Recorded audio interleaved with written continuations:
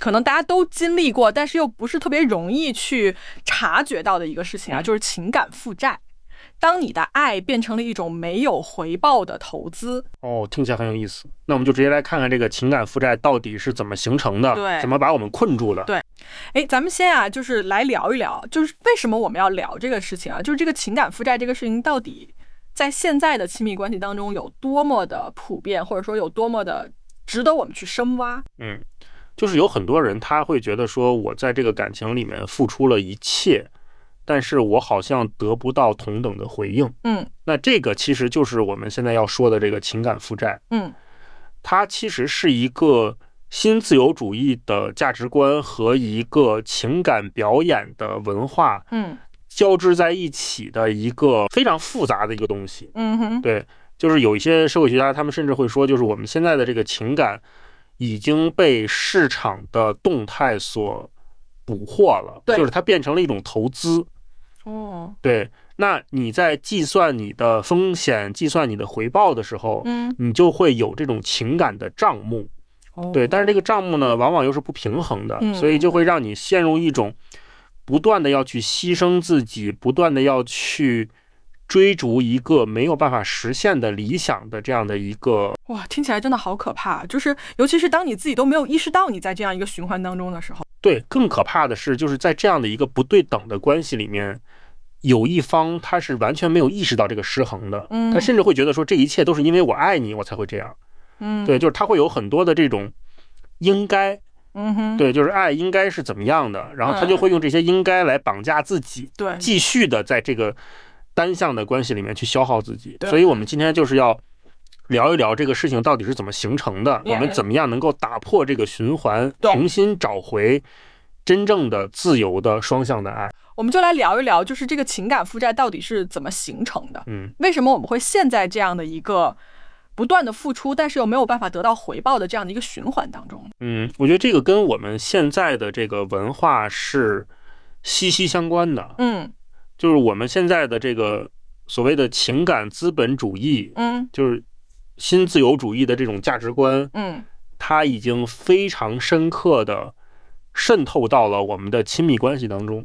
对，那这个从大概50年前开始，就是西方的社会开始把我们的情感生活也纳入到了这种商业的逻辑里面。对，就是你要去推销自己，对，你要去像经营一个公司一样的去经营你的感情，对，然后你要去不断的投入，不断的投入，对，但是你很少能够获得回报。对，再加上所有的这些自助的鸡汤，所有的这些爱情的电影，所有的这些家人给你的建议，都会不断的去强化你这样的一个信念，就是努力就会有回报。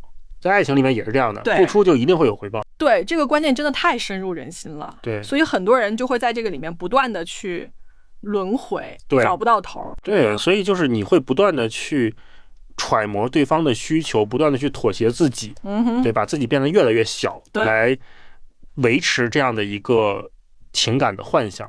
对，但是其实这个东西它的本质是一个期待中的回报。对，就是你不愿意去承认说我其实可能永远都不会有回报。对，所以这是为什么我们会陷入这样的一个负债的原因。对，所以如果你发现自己在这样的一个模式里面的话，也欢迎你关注我们的这个频道，我们后面会继续的聊一聊关于这些。那我们就来聊一聊，就是当我们的爱变成了一个情感银行，只放贷不回收，这是一种什么样的体验？会对我们产生什么样的影响？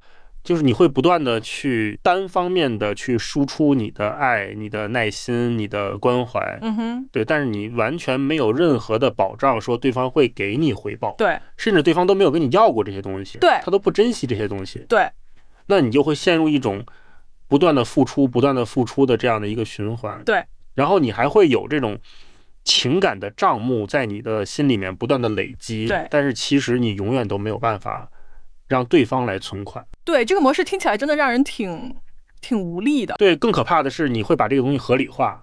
对，就是你会觉得说这是我善解人意的表现，是我情感成熟的表现。对，所以你会不断的去抵押自己的情绪健康，对，来维持这样的一个早已破碎的幻想。对，所以我们下一期就是要聊一聊，就是为什么我们明明知道这个关系已经失败了，我们还会继续的去执着于我们会有情感回报。对，就是这个期待到底是怎么影响我们的？为什么我们会抓着回报终将到来这个想法不放，哪怕它已经让我们很痛苦了？因为这个观念是被我们的文化非常深刻的植入到我们脑子里面的。对，就是所有的这些爱情故事，所有的这些流行歌曲都会不断的去告诉你说，只要你坚持付出就一定会有回报。对，甚至它会给你一种情感公平的这样的一个幻觉。对，但是其实这个东西是一个非常危险的陷阱。对，因为真正的爱一定是基于连结的，对，而不是基于努力的。对，这个幻想确实很美好，但是在现实生活当中好像往往带来的更多的是痛苦。对，因为你会不断的去背负着一个永远都不会兑现的希望。对，然后你会不断的去妥协你自己的底线，不断的去降低你的期待，把对方的所有的这些不好的行为都合理化。对，你就会离你的真实的感受越来越远。对，直到有一天你会发现，你其实是在为了一个从来没有被承诺过的爱，在不断的付出你的利息。对对，所以这是为什么我们说，你想要解脱的话，你首先要打破这个幻想。对，就是你要去看到真相。对，而真相往往是非常 liberating 的。那这个情感负债会给我们带来什么样的创伤呢？以及我们要怎么样才能够走出来呢？它是一种非常 deep 的 psychological 的创伤。对，就是你会慢慢的失去你自己的 self identity。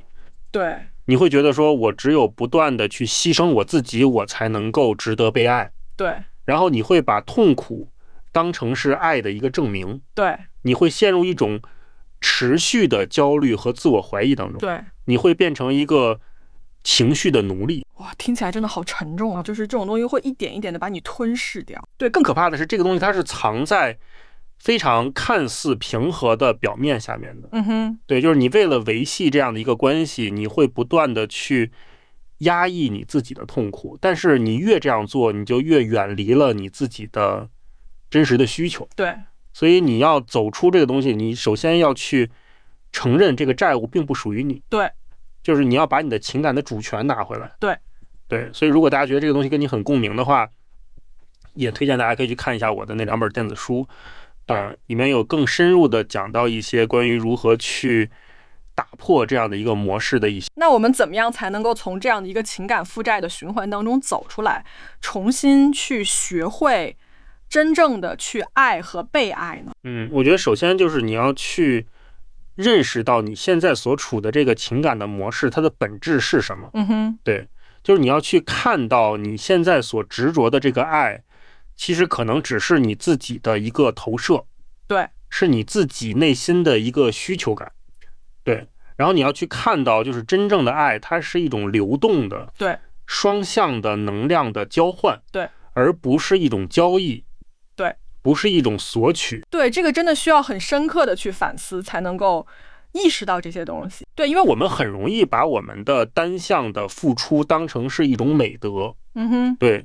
然后把我们在一个没有回应的关系里面的执着当成是我们坚韧的一个表现。对，但其实这都是情感的表演性在作祟。对，就是你要去打破这个循环，你要去拒绝这种稀缺性的关系的模式。对，你要去停止去为对方的不回应找借口。对，你要学会去建立一个健康的边界。对，去守护你自己的情感的真实。对对，所以这是一个非常需要你去重新定义你自己的过程。对，就是你要去夺回你情感的自主权。那我们怎么样才能够走出这种情感枯竭，找回真实的爱呢？我觉得就是你首先要去承认你自己现在所处的这个情感的困境。对，就是你要去看到你现在看似你在爱，其实你可能只是在不断的去偿还你自己内心的一个情感的负债。对，就是你要去看到你现在的这个关系模式，它是一个没有根基的模式。对，你越执着于它，你就会越陷越深。对，这个承认的过程其实也是一个很不容易的过程。对，因为你要去接受你失去了一些你其实从来没有拥有过的东西。对，你要去 grieve 一些你从来没有得到过的东西，对，然后你要停止向一个没有情感信用的人去存入你的爱，对，你要关闭你的这个情感账户，对，就是你要停止去在意对方的需求是什么，对，你要重新把你的重心放回你自己的内心世界，对，你要去学会去建立一些真正的双向的关系，对，自然的真诚的关系，对，对，所以如果大家对于这些内容有一些触动的话，也欢迎大家在评论里面分享一下你的感受或者你的故事，对，也可以关注我们接下来的视频，我们会继续的聊一聊关于这些话题。